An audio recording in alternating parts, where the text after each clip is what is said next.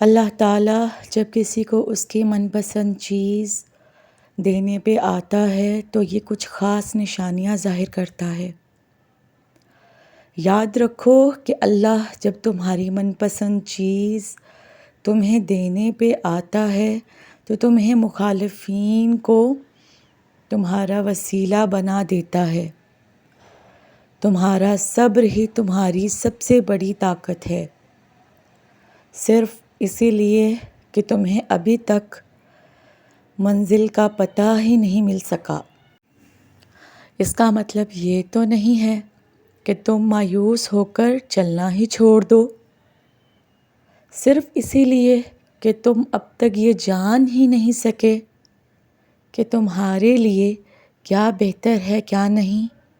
اس کا مطلب یہ تو نہیں کہ تم دعا کے لیے ہاتھ اٹھانا ہی بند کر دو گے۔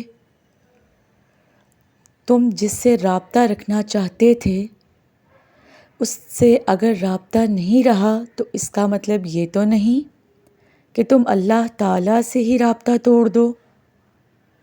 امید انہی کے لیے ہے جو یقین رکھتے ہیں، اور مایوسی انہی کے لیے ہے جو انتظار نہیں کرتے۔ کیوں خود کو اتنا الجھا رکھا ہے؟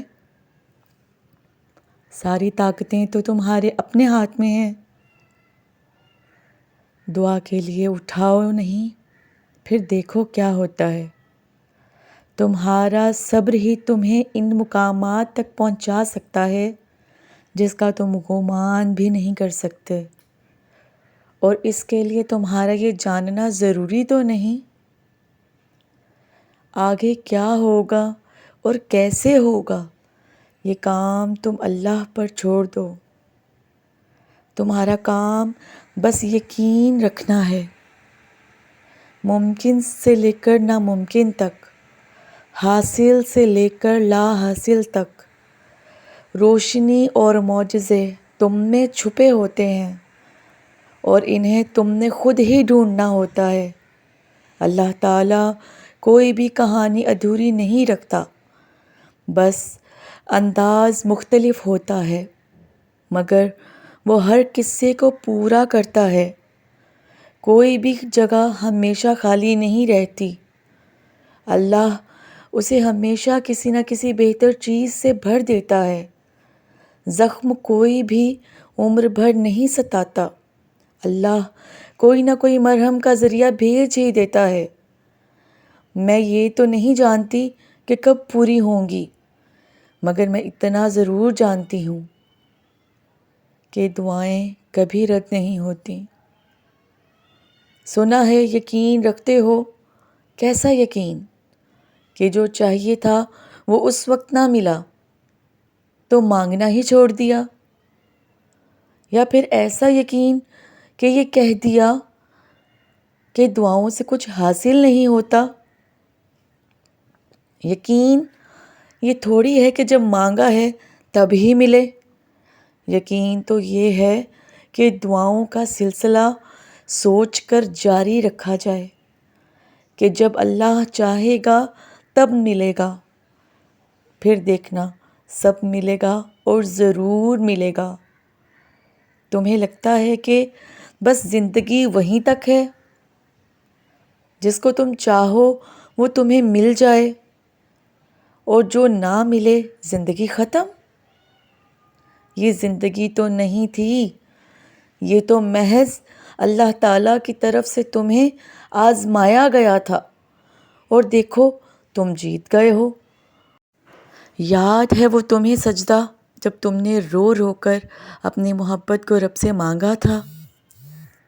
کبھی تم دعا میں ہاتھ اٹھاتے تو اللہ کے سامنے اپنے آنسوؤں کو چھپا لیتے، تو کبھی ذرا سی بات پر ٹوٹ کر بکھر جاتے، کبھی ہار کر سجدے میں گر جاتے، کبھی صبر کے لیے دعائیں مانگتے۔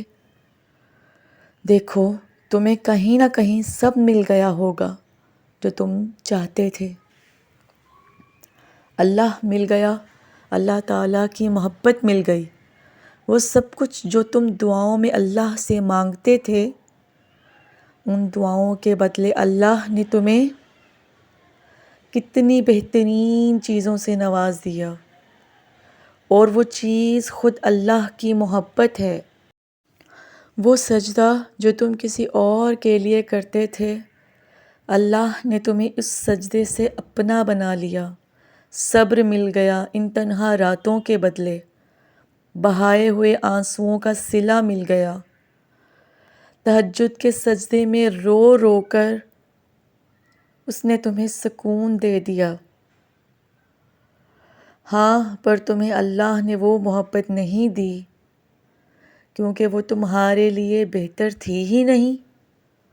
اس نے تمہیں اتنی پیاری چیزوں سے نواز دیا جو شاید تم نے کبھی گمان نہیں کیا تھا۔ جو جا چکا ہے اس کے پیچھے بھاگنا کیسا، جس نے سمجھا ہی نہیں تمہیں؟ پھر اس کے لیے تہجد میں آنسو بہانا کیسا؟ کچھ مل جاتا ہے، کچھ کھو جاتا ہے۔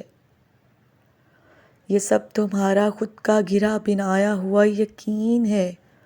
اللہ سے زیادہ محبت تم نے کسی اور کو دی ہے، پر اس پہ اللہ کو الزام ٹھہرانا کیسا؟ تمہیں پتہ تھا اس سفر میں پاؤں نہیں ٹھہریں گے،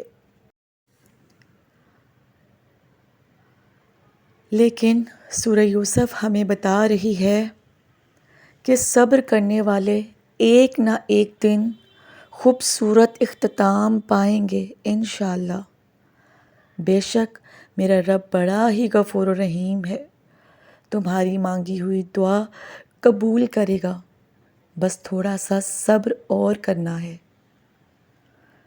پھر ایک دن آئے گا بہت جلد، جس دن سجدے میں گڑ گڑا کر تم اللہ کا شکر ادا کرو گے۔ خوشی کے آنسو روکنے سے بھی نہ رکیں گے۔ اللہ اپنے بندوں کو کبھی بھی ناراض نہیں کرتا، ہر دعا قبول ہوتی ہے، بس اللہ پر یقین رکھیے۔